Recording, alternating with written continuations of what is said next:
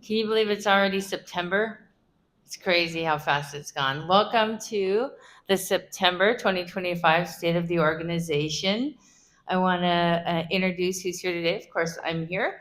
Debbie Infield, your Executive Director, Mary McMullen, our Chief Operating Officer, Craig Sumner, our Divisional Vice President, and I don't see Rebecca yet. I believe Rebecca will be coming today. Rebecca Johnson, you know her from Sense of Place, our Senior Director of Resident Experience. So today we are going to be going over our financial results and strategy. Mary McMullen's going to take the lead on that. We'll talk about aging in place. Craig will be leading the discussion on that. I'm going to be talking a little bit about our current health services, what we offer here at Walnut Village. Then we'll talk about next steps and discussion, and then we'll finish with a question and answer session and a reminder that we've got lunch in the Grove after. So hopefully you will join us. So please welcome Mary McMullen to go over financials. Thank you very much. So we're recording this and we're also on Zoom. So it's a little bit different. We're offering different ways for people to participate. So I'm excited. I'm excited to be here. That's always fun to come to Walnut Village. I enjoy being here. I was here over the summer when you had your philanthropy days. And boy, I heard some great stories come out of that. So I'm sorry I couldn't stay for all the events. But I wanted to come back to why we do these meetings every 6 months, state of the organization meetings. And part of it is regulatory. As a continuing care retirement community, we're regulated by the Department of Social Services, and one of the requirements is that we meet with you twice a year. Some organizations do that by sending a video, and we believe in coming in person. It's as important to, hold on, it's not a touch screen. I have to admit. There we go. So I have to run the Zoom at the same time. It's important not just to give information, but really to have a discussion. And so we changed up the format a little bit this time to focus on one main topic, which we're calling aging in place. I know last time there were 8 of us here, and I likened it to the game called Whack-A-Mole, where somebody stood up, gave a presentation, sat down, next one, whoops, did that. We're trying to really focus this time. We're going to have different formats for these meetings depending on the issues that you bring to us and the issues we feel important to share. So it's not just the regulatory piece, it's, I think, a really good practice to have. So we've been, now this is our 10th meeting with residents. We have 6 more to go. And the other piece that happened last time is with 8 of us on the road for 4 weeks, you can imagine the commitment that was, and it slowed down other things. So we want to give people a balance. So that's why you get me and Craig and Debbie today. So the first thing I would like to do is talk about our financial results for the first quarter. That's also part of our obligation, but you know we go beyond this in that we post our financials monthly. We have a lot of information available on our website. We recently released our audit, and there was a video about that, and that's available to you. So if you have any financial questions, you can ask Debbie. She can talk to Ed Salvador or Samantha Chi and get the information you need. So don't ever hesitate if you're concerned about something financially. What I wanted to show you is that we're working on a plan this year to get back to a more break-even situation. You know, we had a deficit last year and we had budgeted for it, but we kind of finished the year with that deficit and a little more. So we had to be very mindful this year of our plan, which still has a deficit in one area, and I'm going to talk you through that. So the first numbers are the consolidated front porch numbers, which means all of the communities, the 16 retirement communities, plus the foundation and plus our affordable housing division, Caring Housing Ministries. So that shows you that the operating contribution was budgeted at 18.2 million, but we achieved 23.5 million, so better than planned. Our net operating income was budgeted at 4.1 million, and we were able to achieve 10 million. So again, better than planned.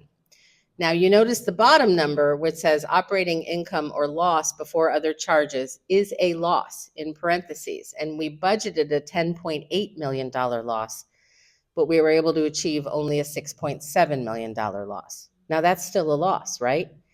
So for most accountants, that would be considered a below the line number, meaning it's not cash. What it has to do with is how we fund our depreciation, right? Our depreciation is the wearing down of all the assets. And in essence, the funded depreciation is having enough money from cash flow to pay for those replacements as they come into our financial statements. So we budgeted a loss, we achieved a smaller loss, but to be fully back on track, we would have to have accounted for that 6.7 million in our cash flow. We'd have to be able to pay for that out of cash. We are getting back to that level, and that is our plan.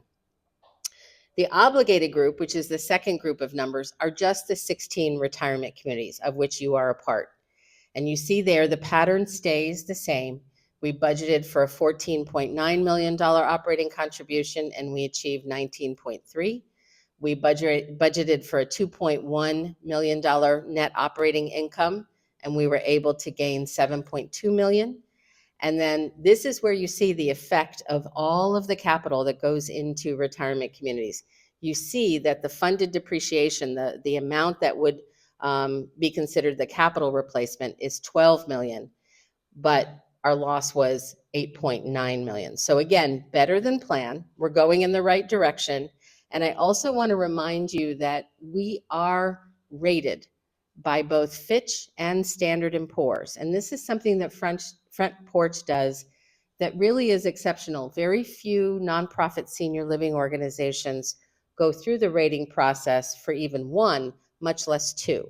So we're A rated by Fitch and A minus rated by Standard & Poor's, which also should give you a good sense of comfort that we put ourselves out there for an external source taking a look at our financial practices and the results, and they have deemed us to be of strong quality, A and A minus.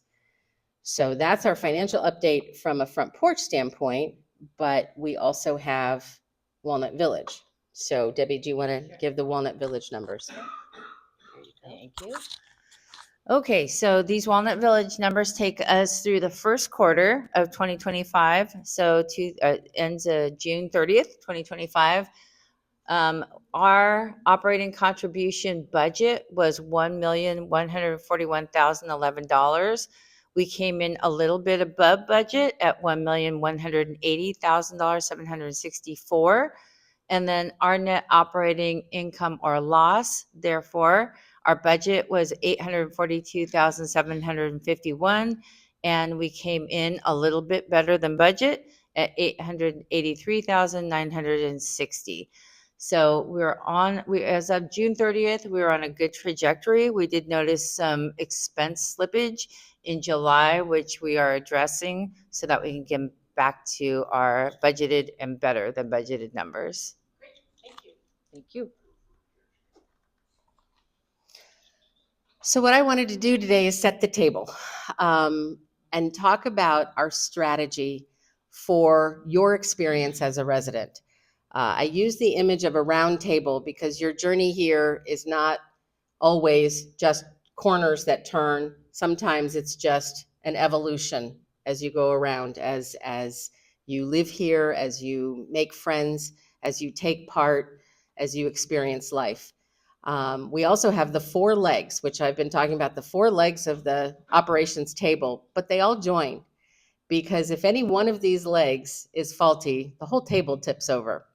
So in setting the table for you, my first leg is the actual campus where you live, your home, your apartment here, your cottage. How do you feel as a resident here about your home? Are you proud of it? Do you feel it's well maintained? Are we investing in the right areas?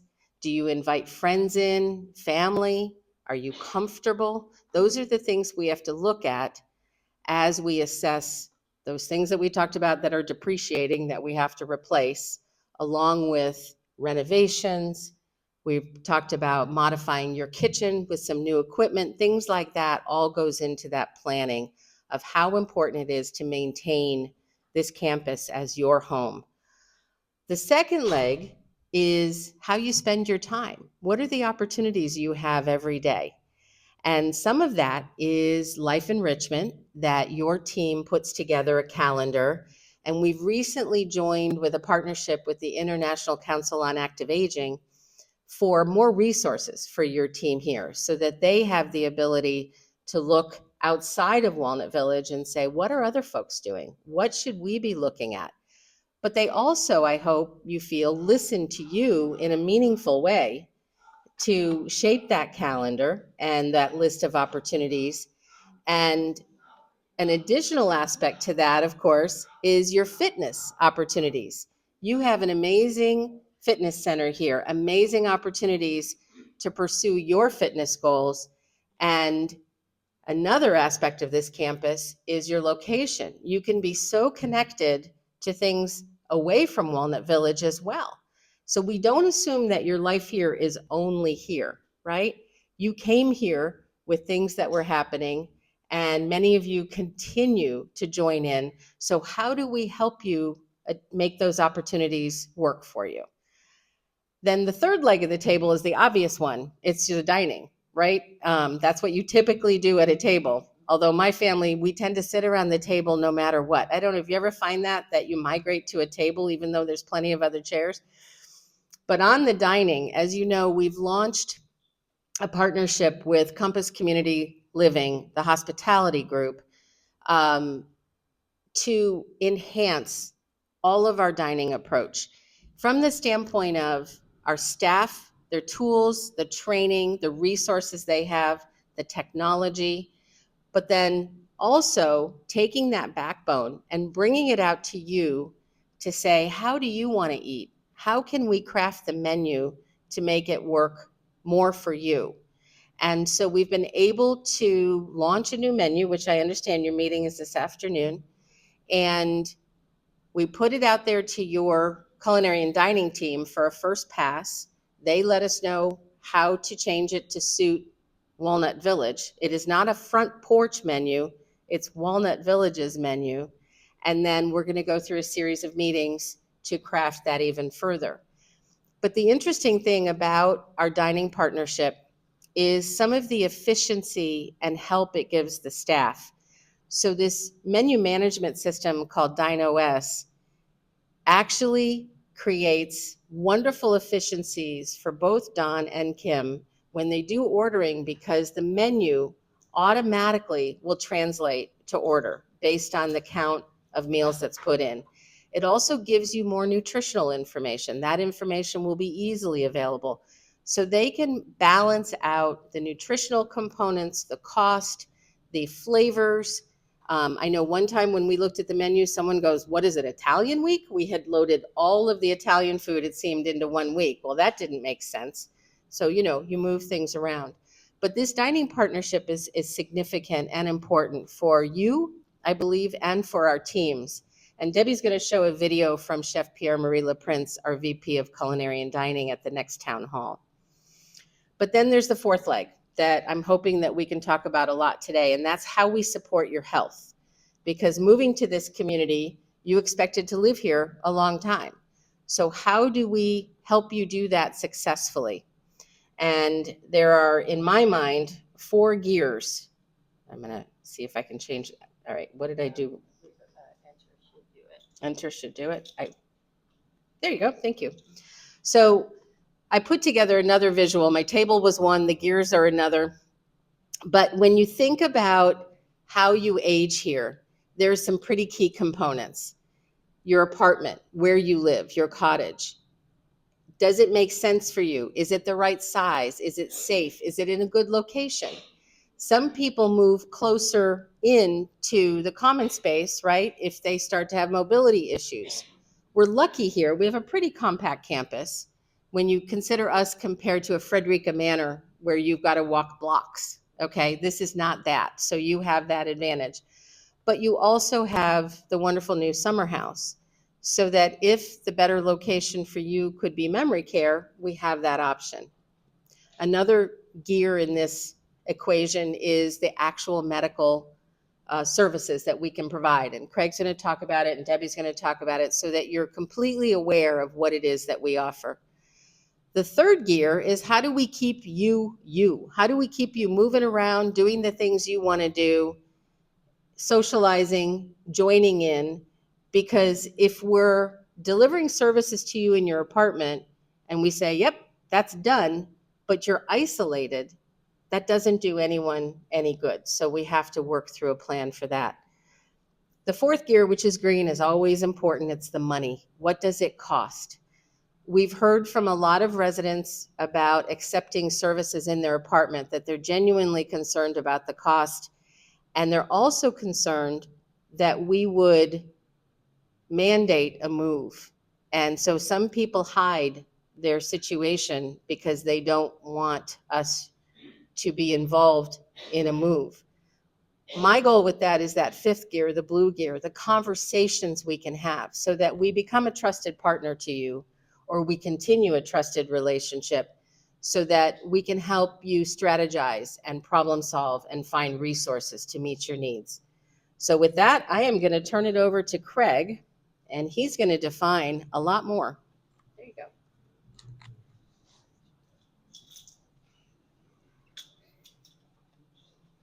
Thank you. So Craig Sumner, Divisional Vice President. So in addition to Walnut Village, I also support the 4 San Diego communities that are in my division. So I'm going to be defining aging in place. So we want to make sure that we have a definition of aging in place, and that's a little different one than I've been saying before. But we want to make sure that the communities are set up to adapt to the residents' changing needs, whatever that might be. And so that's where we define aging in place. So on the slides today, I'll be covering comprehensive holistic assessments, choice of supportive services, trained and available staff, desired social connections, resources for changing needs, successful home setting, and also understandable fee structure. So we want to start with a holistic approach. So currently, when we talk about our health services program, annually in a change of condition, we meet with you and do what we call an assessment, where we talk about mainly your health status and what's changed, what's the same, what types of things you're able to do, what types of things we can help you do with your activities of daily living. We want to go beyond that approach in the future and talk about you as a whole person, your needs and wants and goals. We, of course, do have to factor in health status because that's obviously very important, but we want to go beyond that. Understand your history, what type of household you might have, whether you have spouse or family support, and then, of course, we want to do this regularly. So we'll still have our available services to you, which includes a resident health and wellness clinic, where we might be helping you with some activities of daily living like blood pressure checks or something like that on an ad hoc basis, but also emergency response. In addition to that, we'll have our personal services where we can go to your accommodation and help you and assist you. And then, of course, our other areas of levels of care, such as memory care or nursing care.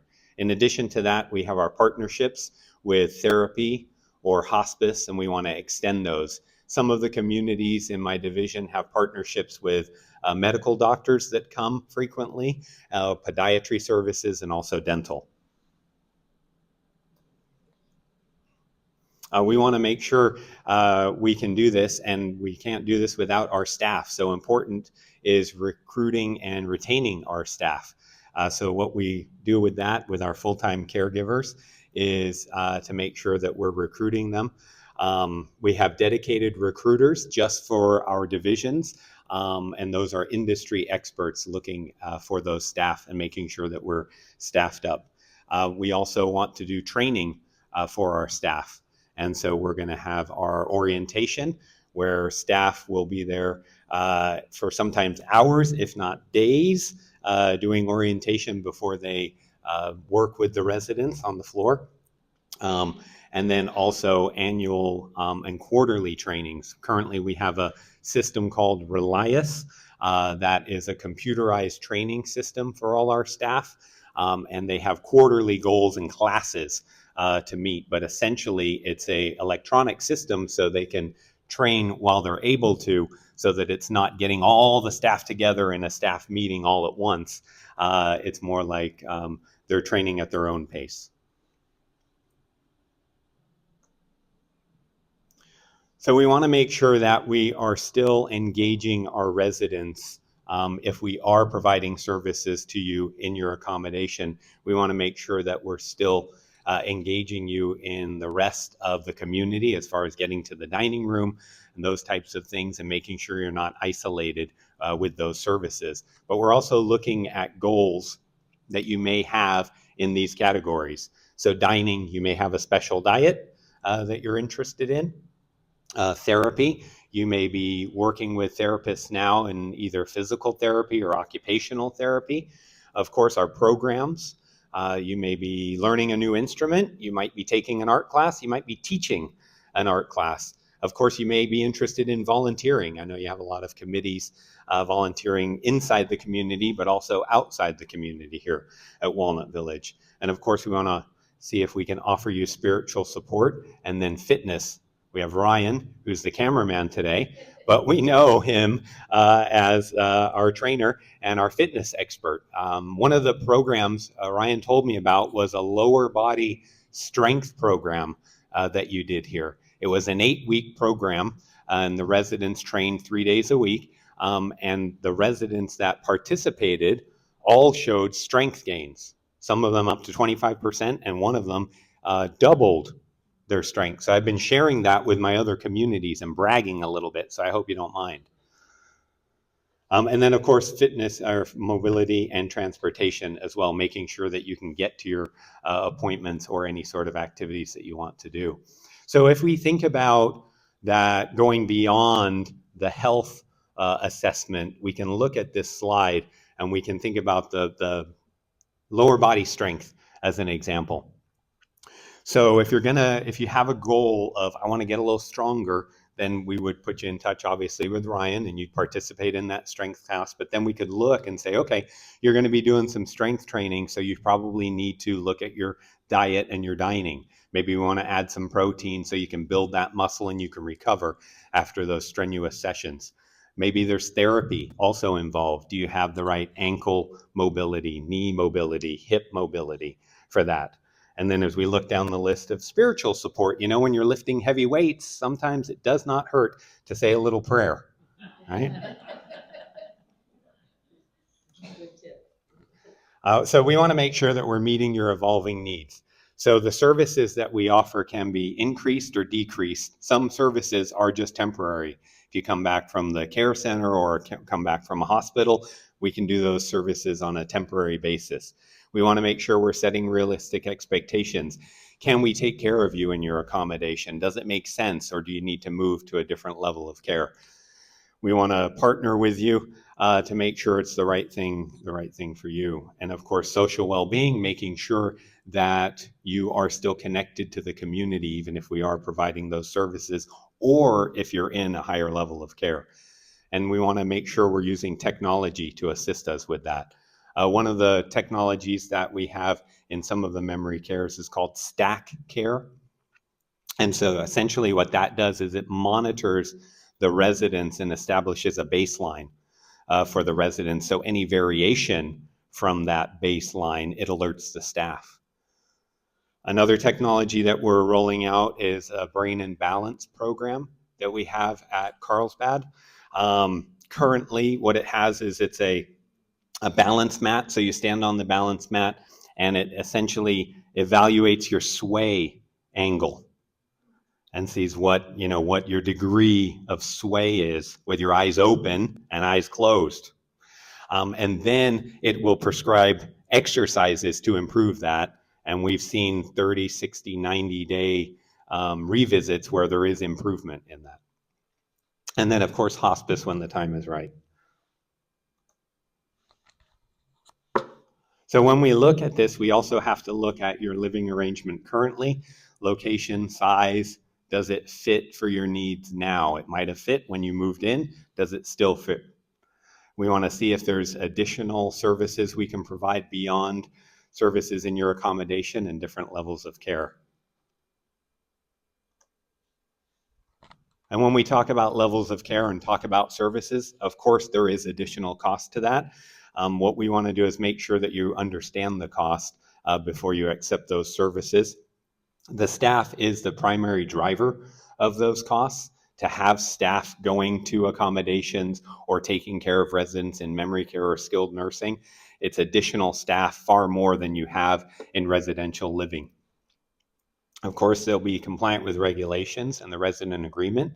So our costs for our levels of care and memory care is updated annually, and residents do and can get a copy of that, and it is within the state and federal regulations of 90-day notice for that. We want to make sure that we're helping you with any long-term care insurance that you may have that may help reimburse you for those services. And of course, we want to make sure that we're regularly communicating with you. So some of the kind of anecdotes that I shared with you today do happen in the communities as far as learning an instrument or volunteering, those types of things. They happen, but with this type of assessment beyond just medical, we hope that they'll happen far more often and with intention. So now I'd like to bring up Debbie to talk about the services available at Walnut Village. Thank you, Craig. Okay, so talking about health services that are available here at Walnut Village, I know a lot of you attended the Transitions Between Levels of Care seminar that Pamela and I did. It was well attended. And if you still need a copy of that, I still have that, so I can send that out to you. But we are very fortunate here to be able to offer nursing services 24 hours a day, 7 days a week, 365 days a year. And I think you'll agree we have exceptional nurses here. Our nurses are trained to be able to do assessments, both emergency and scheduled. They have strong critical thinking skills and are available for routine healthcare questions. The Wellness Clinic is open Tuesday and Thursday from 10 to 1. But if somebody's have got called away, you're welcome to call the nurses and somebody can meet you in your location. You can stop by the clinic for blood pressure checks, first aid needs, assistance with outreach to your physician, pharmacy follow-ups, long-term care insurance processing, and assistance with medication clarifications. Our nursing team also coordinates our annual flu clinics, our COVID booster updates, and COVID testing. And our nursing team can manage sliding scale insulin needs for diabetic needs.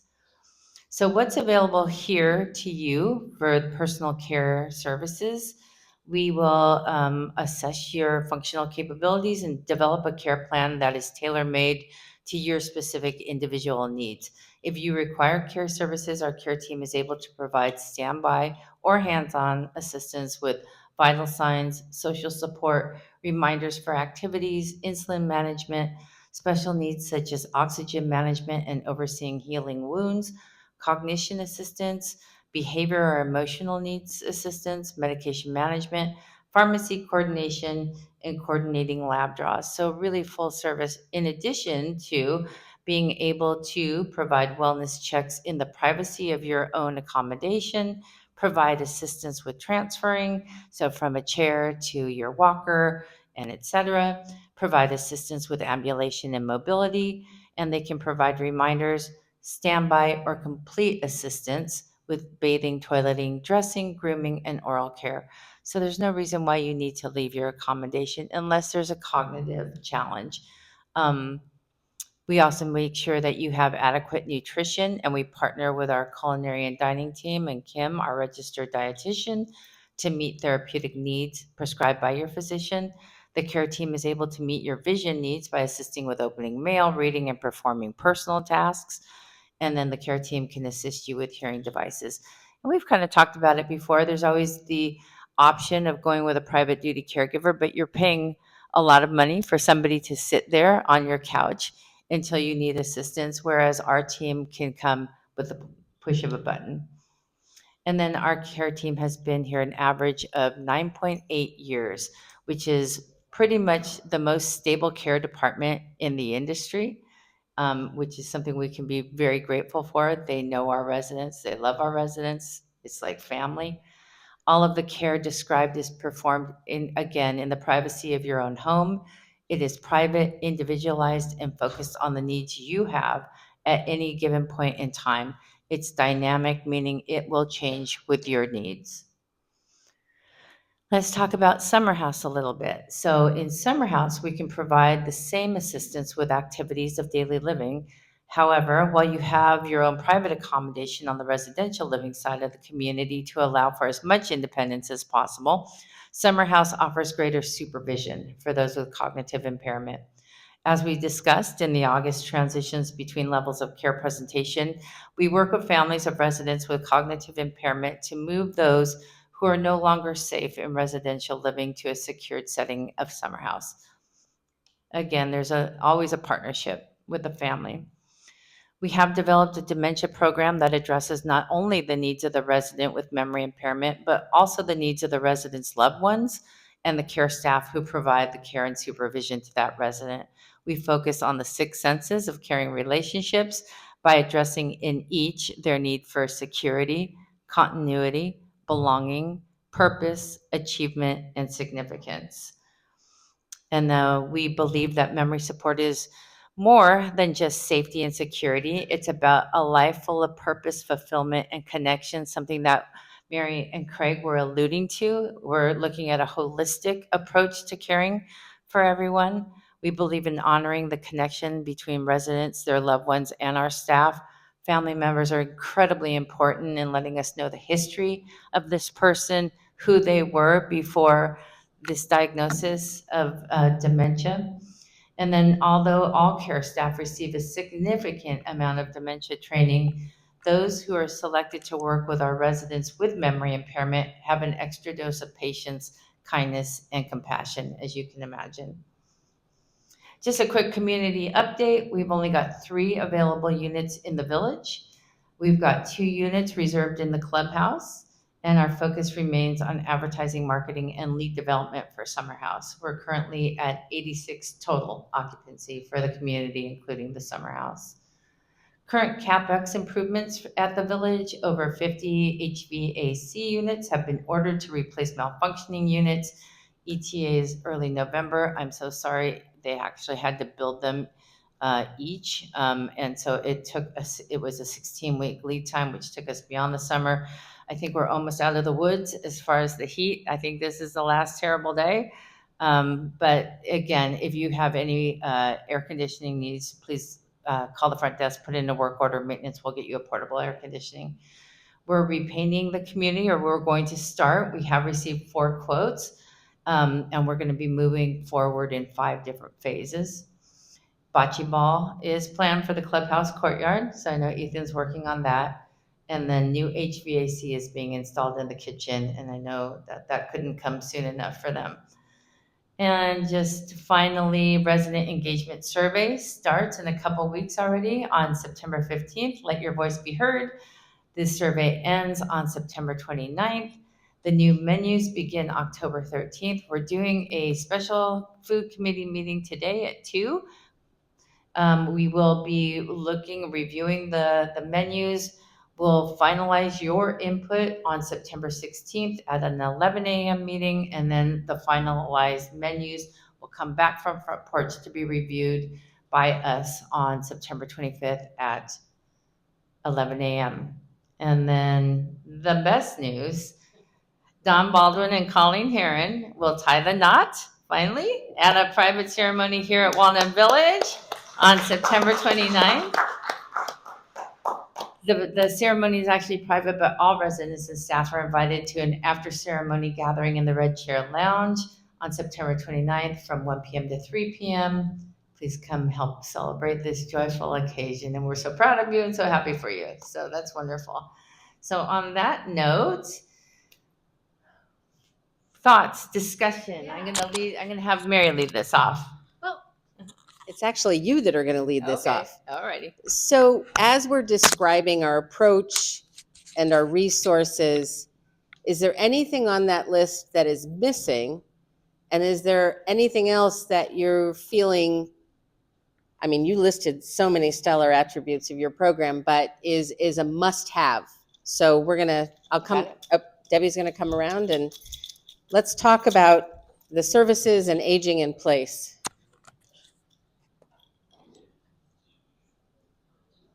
Yes. Oh, yes. The thing I find the most difficult here is communication.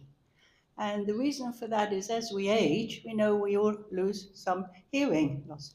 And there are a lot of people here who do have hearing problems, and many are aware of it and they make use of hearing aids. But there are other people, I think, who have no idea that they don't hear very well. Or if they do, they think there's nothing they can do about it. So what I would like to see, at least once a year, has to be optional, not mandatory, Sure. but hearing test be offered to everybody. Or a hearing clinic. And Yeah. it could be, just a basic one. And then people will know if they do have a problem, they can be advised to get a more in-depth test and maybe get some hearing aids. That's a great suggestion. And I think, there's yeah. a couple of other things. One is, and I know this, I don't need to insult anybody, but when people get very old, it might be difficult to do this. But when I go on a trip, you very often have to put your app on the phone. And on this app, they list every day the schedule and anything, information you need to know, photographs. And people these days, they walk around with their phones attached to their hands. They're so used to looking every day at their phones. So every day you look and you see what the schedule is. And this would save a huge amount of paper. And particularly for younger people coming in who are used to that. Older people, and I kind of include myself in that, I like to have the paper. I don't like to look at too many things on the phone, but that is the way the age is going. So there's that. And something else that would be interesting to me, and it might be available, and I know there's nothing much I can do about anything. I'd like to, just of interest, see a breakdown of all the expenses, itemized. Is that available? The only thing I would have any control over would be maybe utilities, to see what you spend on utilities. Right. We don't have that available. Okay. What we do with our budget is we break it into like a pie chart in terms of segments. And the bulk of the expense is our staff cost, of course. But then utilities and insurance, that's also significant.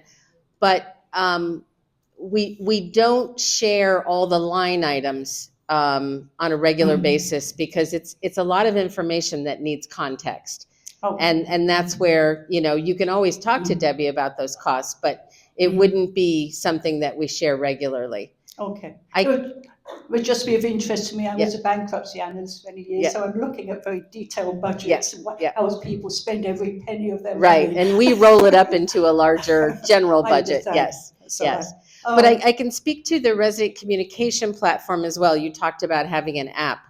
One of the things we are working on system-wide is a replacement for Touchtown for concierge, because we have, believe it or not, 5 systems throughout the organization. And so supporting 5 systems is not realistic.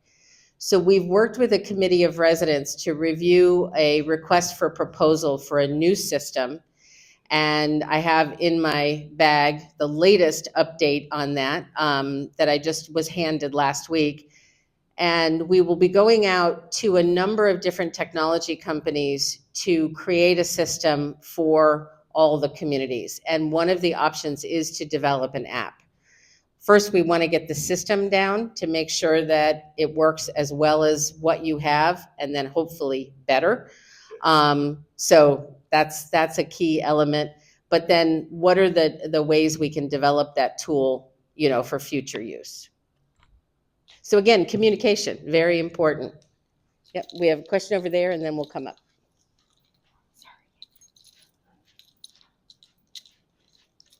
Thank you.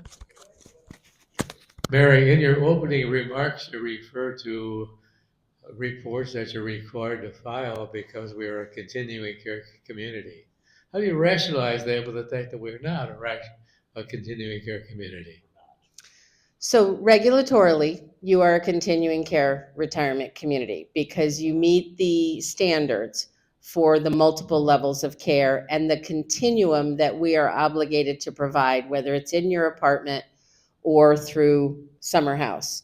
I know you no longer have a skilled nursing neighborhood. That does not make you a continuing care retirement community, because the services that can be provided in skilled nursing can be provided elsewhere with all of the changes and regulations over time.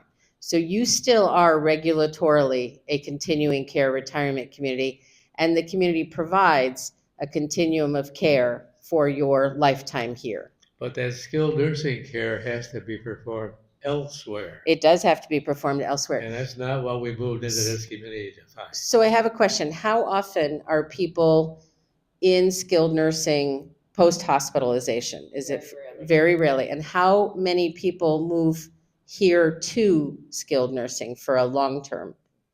Can't, never. Then why do you continue advertising it as a skilled care facility? We don't. We don't advertise skilled care that I'm aware of. We No. advertise the continuum of care, That's which, it. but that's accurate, because you move in residentially, you can receive assisted services in your home, you can move to memory care. There's a full continuum. The use, and I understand, the use of skilled nursing has changed dramatically since you moved in.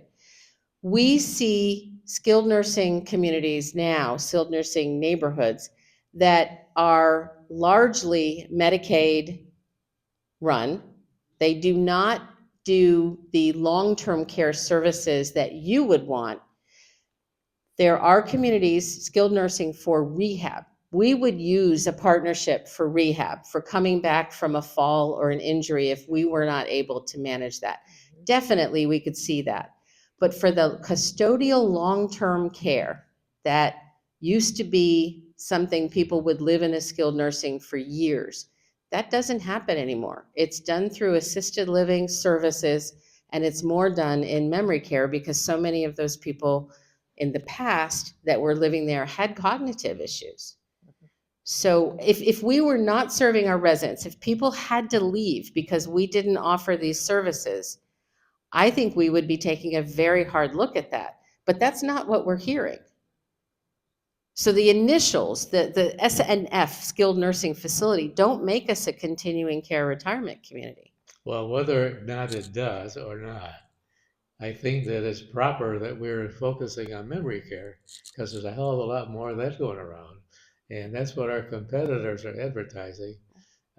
Probably more than a nice place to live. We just have a nice memory care unit. So keep that part up. We will. And again, keep us informed if you feel needs aren't being met. If people have to go elsewhere, we need to know that. And Debbie keeps track of that all the time. Well, one other question I have for you is that if we're heading in the direction of a system for all communities under Fort Porch, you know that's trouble coming. No matter what you do, one part of it is going to go down sooner or later. So one of the things with this discussion I wanted to talk about is each community is going to manage those 7 standards differently. We don't have a cookie cutter approach. We can't, right? All of our campuses have different aspects of healthcare. We know what you have. So other communities like Casa de Mañana, they only have assisted living and no memory care. And then we have communities that have no memory care, no assisted, and no skilled. So everything is provided in the apartment. So, and it goes all then to the 4, communities that have a nursing home, they have a skilled, they have a memory care neighborhood, they have an assisted living neighborhood, and they have residential. We can't possibly have one system work for all these communities, but we can have standards where we say we will approach an annual assessment with a much broader look at who you are and your health goals and how we best meet your needs. We can have standards for staff training. We can have standards for the services that we offer in terms of making sure that list is complete for that community. So it's not meant to be one system. We're still going to have 16 healthcare systems, right, Craig? As much as we tried, there is no way we can have one system, but we can have standards. And I applaud you for doing that. Okay, thank you. Hold on. We have a question over here. And I'm sorry, I will make sure you're next.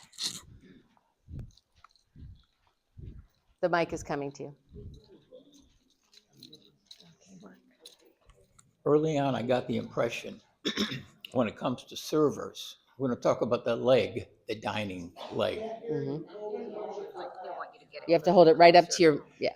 Let's talk about the dining leg for Okay. a moment, the number of servers that we have. I have been told, and it may be incorrect, that each facility has to have the same amount of servers. That's yes or no? No. Thank you. The other thing I've been told is that the transportation situation in our place seems to be lacking a driver. I heard that there wasn't money for it or they weren't going to put some in it. Hence, the changes in the transportation policies here for some of the folks that need it. I'm going to defer to you. So, Mark, we have three full-time drivers. We also utilize Lyft quite a bit Right. for folks who have maybe doctor's appointments that come up more quickly than the 4 days that we ask for. We've got drivers who are willing to come in on a Saturday to take folks out on outings. I feel like we've got a lot of opportunity at every other community I've ever worked at. We had one driver and they only did doctor's appointments on Tuesday and Thursday. We do doctor's appointments Monday through Friday. We do personal appointments. So where do you feel like we're falling short on the drivers? I've asked some of the people that work there, and they can't quite do what they need to do at a certain amount of time. They have to piggyback on other jobs. Well, it is a choreography. So we're getting folks to a doctor's appointment. We're going to go pick up somebody else. We're going to come back and get you. You might have to wait in the bus a little bit, but you are getting that complimentary service. Let me bring up dining real quickly here, specifically. How do you feel your CCL group is dealing? Are you getting your money's worth from this group? So we are just at about 100 days of this partnership. So we've had 3 months of financials to evaluate. I do feel we're getting our money's worth with the provision that we continue to evolve this partnership and realize all the benefits. So the additional training. I just found out today they have a learning management system for training servers and cooks and all the staff in culinary and dining. And we wanted to get those modules and use them within our system, and that didn't happen. But as of today, we have a new way of accessing those modules so we can start a training program. And that's something we have not had. So that's a benefit. So those are the things that have to be revealed as we continue with the partnership. But yes, I do feel we've gotten our money's worth. Good. Have a system to be able to evaluate whether the cost cutting that you're doing, because I noticed that you talk a lot about costs here today. Are they saving you money? So where I would identify we're changing our cost structure, and some of that is hopefully resulting in efficiencies, right? We are using different vendors, and I know that was rocky. There were some things that we had routinely had here that we couldn't have because of changing in vendors, but we're also evolving that to be able to add more food items to our orders and to get back to specific food items that are required. But because we're operating at scale, not just our 16 communities, but the scale of CCL, You're buying in bulk. we are buying at a different rate, yes. And let me ask you this, how much does cost affect what you purchase? So the overall cost gets down to the daily meal allocation, right? how do we fit all of the menu items within our goals for our daily meal cost? And that's what this new system can help us with, because it factors out a daily meal cost for each of the menu items. And so Kim and Don can adjust the menu so that we're able to achieve our goal for the meal cost, but with a variety of menu items. So I do think it's going to help us achieve I that get budget. breakfast in the morning. Okay. I get an omelet with cheese in it, with bacon in it, just about every morning. And I ask for sausage. 3 different types of sausage in about a week or 2. Mm-hmm. The last one was not good. Why do you change 3 different sausages? And I don't know the answer to that. That Okay. has to be asked locally. Okay. Because we don't mandate one thing or the other. That's a local decision. And so talk through your dining committee or talk I to your thought it had to team. do with you had sausage that you got and want to move out. No. Okay. Everything is ordered here locally. Let me give you an example.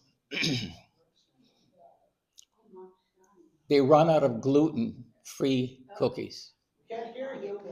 Gluten-free cookies. Okay. They run out. They told me that they each get 4. The bistro gets 4 cookies, and the dining room gets 4 cookies. Yes or no? I have no idea. Yeah. That's a question for Kim. Kim, is there a Okay. limit on the gluten-free cookies?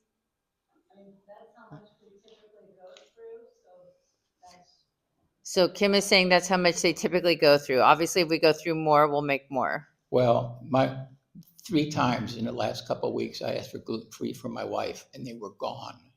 Did you? And they told me there were only 4 available.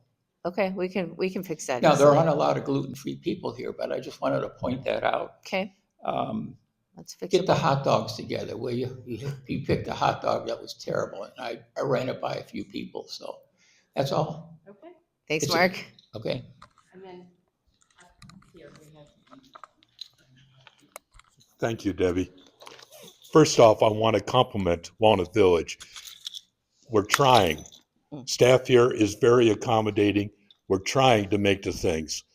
Unfortunately, we're also having to control costs. And so that is, Debbie alluded to that, transportation is now viewed as a, quote, complimentary service, to use the words that Debbie used. To me, when I came here, before I came here, several times, I was told I don't need a car here. Cars are no longer needed. Put that into your budget as part of the cost. I got rid of my car. Now, transportation for anything, with obviously emphasis in going for medical reasons, is 8 to 4. If you can't get your transportation done between those hours, 8 to 4, and now maybe on Saturday, they try to arrange for Uber or Lyft, usually at our expense. If they're coming back from the hospital, the most recent case is Robin Smith that I'm aware of. She was told somewhere around 6 o'clock she was being discharged. She had the nurse phone Walnut Village.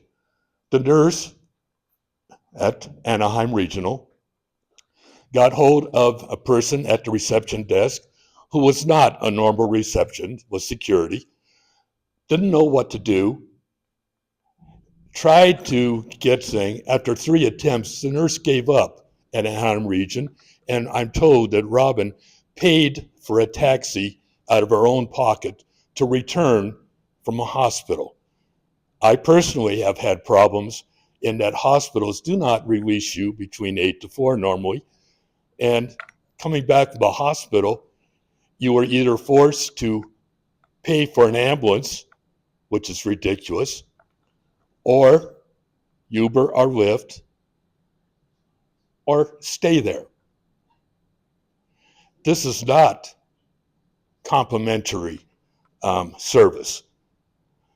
Now, Debbie and I happen to disagree about, Debbie says that she has been told that from the very start, transportation was never meant to include what we do. Okay, if I like to take my pet to clinic, I need to contact Uber or something like that as a personal thing. Well, I happen to think my cat's medical reasons are not personal, but that's my problem. I believe that we should be allowed more transportation other than 8 to 4 or it's Uber Lyft. That's a personal quirk. Be called on that transportation is viewed as a, quote, complimentary service. So just referring back to the agreement, the resident agreement, it does state on there that transportation is at no charge when it's scheduled through activities or for medical appointments between the hours of 7:30 and 4:30. It actually says in the resident agreement. It does say specifically personal transportation is charged. By and large, we don't charge for personal transportation if we can fit it in. And we know that there are folks with standing appointments like on Friday. No arguments what you're saying. The agreement is changed every April on that, and whatever comes out in the new April supersedes the promises we were all made when we come. Understand that you're having to cut costs. I do not consider any medical trips or anything else complimentary, but that's me. I would really wanted to address two other items. First off, people who leave for a lot of different reasons. No decision is ever solely this. I believe it would be very beneficial to Walnut Village to have an independent person survey people who leave to find a mixture of reasons. In the library, I hear a lot of gossip. Some of it is pure BS. Some of it may well be true. It is rarely what I hear the official story is about a person leaving. I think an independent people survey might turn out to say we have some problems that are people who leave for reasons not known that might be worthwhile looking into. Third, I heard about this app. Sounds very good. In the library, we know about a certain percentage of the population here who do not own computers, who do not like to use cell phones. There are people here who do not own cell phones and therefore cannot use an app. And I do not want this segment of our population to be forgotten or to be told, oh, it's available. No, it's not available if they can't access.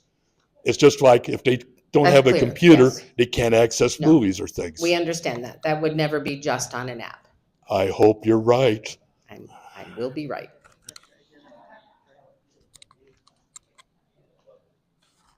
I've been giving some thought to something that I may be wrong about because I haven't explored the contract recently. I will admit that. You have to hold it right up. Is that better? Yes. Okay. I presently drive, but I admit that there will come a time that I won't. And I've been putting myself in the place of those who don't have access to a car for whatever reason. And I feel like, whether it's true or not, I feel like I was promised transportation, period. I don't think I evaluated what it covered and what it didn't cover. But if I didn't have a car, that means I can't get, without paying for it myself, I can't get anywhere except for Thursday and Friday, unless it's medical. And as long as we feel pretty good, I think people like to go places. If you're only falling I'm apart, assessing. maybe medical is all you do.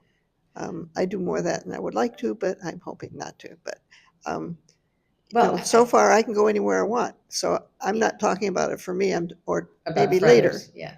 I do have a perspective on this because the resident agreement will say within the agreement that you signed, and that's not just Appendix A, within the agreement that transportation services will be provided, and it's pretty general in there. Having 3 drivers, having services 5 to 6 days a week is robust. If you think about you're owning a car now, and there are expenses associated with that, right? You have insurance, you have gas, all of that, registration, all of that. So giving up your car and using our transportation will cover a part of what you would use your car for. But there still are going to be expenses for Lyft or Uber or other transportation based on your personal schedule, that those dollars that you would have devoted to your car, could be utilized for it. We cannot cover everyone's individual transportation just as you want it every day of the week. That's not feasible. And I can't speak to what was said when you were first looking, but the agreement, the contract, not just Appendix A, but the contract is pretty focused on that it's defined as scheduled transportation, not personal. So I think Walnut Village does a very good job of offering this service. I understand that everyone would like it to be more and more personal and more specific, but it is a robust schedule at this point from my perspective. Coming. Doug first.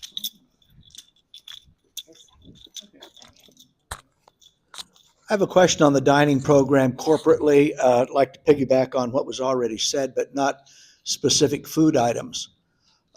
Several months ago, we saw the employment at a corporate level establishing a corporate salary for Pierre Marie.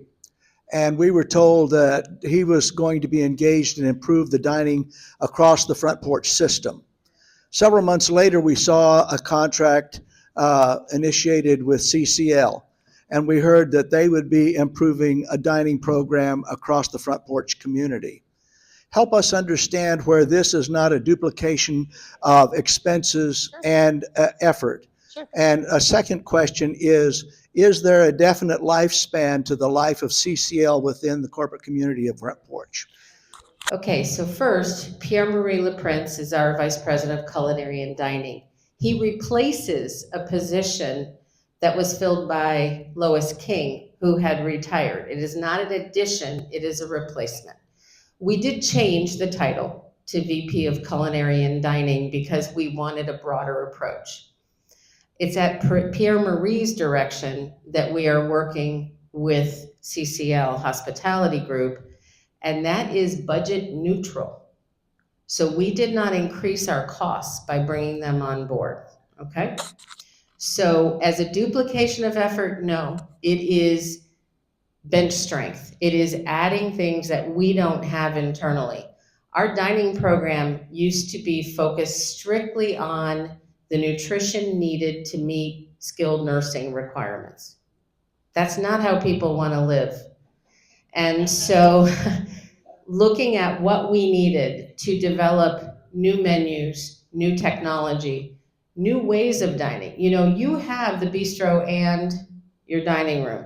Not every community has a second dining venue. We have to develop those. We, again, have to have standards. You can see I'm big on standards. But knowing that we can change our dining approach and have staff development and staff growth and efficiency, we needed a partner. So as far as the timeline, I'm sure the contract has an end date. Debbie, I'm sure the contract has an end date. I can't say that I can quote it, but it is not indefinite.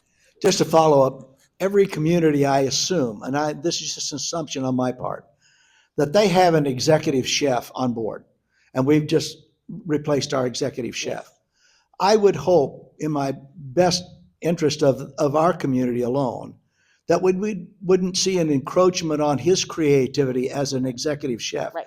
These people are highly trained, Right. as is Pierre-Marie. Right. And so I wouldn't want to see a competitive effort or something that would stifle the creativity of a good executive chef of any one of our communities. Here, here, we agree. Yeah, thank you. First of all, I want to feel sympathetic for Terry and Ken Smith, but that's an isolated incident. Colleen and I use the transportation system very frequently, and we have been nothing but pleased with it. Those guys and Juanita are terrific at what they do. Good. Thank you. I would like to discuss, though, an issue that is it just grinds the nape of my neck every time I write a check for my rent. When I pay my rent, I'm buying 180 points for meals. If I don't use those 180 points, I have to forfeit them to front porch without any reimbursement. I feel like I'm being robbed like the Lone Ranger's buddy, and I don't like that. And I'm not sure how long the point system has been in effect, if it's in effect with a lot of places or Long time. other than ours. But I'm telling you that if there's anything that one person, that every person in this building has an affinity for, it's a distaste for the fact that we don't get repaid for the points, or that we're not permitted to carry them over until the next month. Thank you. I just want to say a couple words on the point system. Certainly, I understand. It's kind of a if you don't use it, you lose it type of a system. That's been Walnut Village standard since it's opened.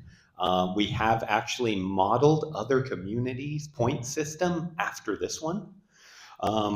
One of the main benefits of the meals in the dining room is coming to the dining room, the socialization, the nutrition. So what we really want to do, we are trying to encourage all the residents to come to the dining room.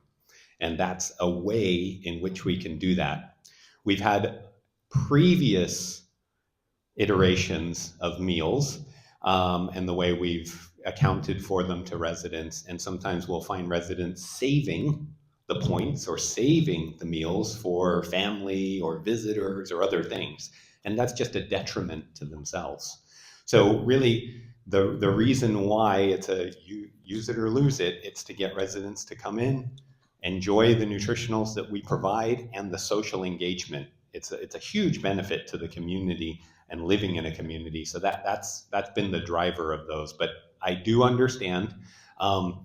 One of the other things that you mentioned was 180 points, and is that per person? No, it's the Okay, so 90 points. Okay, I was going to say that's very generous. It's usually 90 points. So yeah, that's. But it's a sham, Craig. It's a pure robbery of our benefit. It's a methodology that we use, and I certainly understand your point, but that's mainly the driver is for residents to come down and enjoy the meals. Okay. Was there a question in the back? Yeah. Yes. Um, First of all, I want to thank Debbie because whenever I go to her, she's always willing to listen to what suggestions I might have for some new programming. She never says, I'm too busy, and she lets me move forward. And talking about purpose, that's a real important thing to me. And I think that it needs to be addressed, not just from making sure that all these physical needs are met, but also as people age, purpose in life changes because their abilities change. And so I think it's so important to address those changes in people's lives to allow them to learn new ways that they can have purpose. And we've had that program here. I'm going to be doing it again outside the facility here. But I would love to have a way that could be shared with other communities. And I think that that's important, not just for that program, but that's important. I would love to be able to hear and know what's going on in other communities that we can facilitate here. Yes. and get their experience and what made things work or what they would do differently. I think that would be such a positive for every facility. Um, I agree 100%. I think that you're right in that, residents contributing to purpose and with purpose and finding purpose in communities is huge. And anything you can share with the other communities is very valuable. One of the things that we've been doing as far as looking at a way to share best practices is getting groups together. But what we need to do is get groups of residents together for this, but we do get groups of staff together. One of the things that we did was a life enrichment directors retreat where they're able to connect and share success stories and best practices. We've had the fitness directors get together and try and share those types of best practices. So it does happen, but it's much more kind of staff director level. But residents would be, that's where the gold is right there. So yeah, I agree. And then one other point, I get information from many different organizations outside of Walnut Village. And there are so many wonderful programs that would benefit the people here. So I would love to find a way that, and many of them are done on Zoom, for instance, through Orange County Alzheimer's and so forth. And I would love to find a way that we could, with the permission of the organization, which I was able to get from Michael Verde, is to allow groups to come together, for instance, in the Red Chair Lounge, and watch these Zooms together. And then you can have discussion afterwards. Some of the people may not know how to use Zoom in their apartment, or they just may not think about turning it on, but they would come together as a group. And I think that it's a shame not to take more use, more availability of those programs that are offered. Thank you. Sounds like a great idea. Thank you, Patty. And you can certainly coordinate with Araceli as far as any Zoom that you want to have in the LLC, and she can put it on the calendar, which I think would be a great idea. I saw another question with Judy and then back to Marjorie. I would like to speak to the point system and a couple of other things. When I was considering moving away from here, I looked into the plans that were available at the other places I was looking at. One of them, you had to pay cash for your meal every night. So that's an alternative to the point system. I don't think we would like that. You'd have to carry cash in your pocket, and most of us, some of us, at least the women, don't carry much cash. My father was in a facility like this, and they did not have a point system.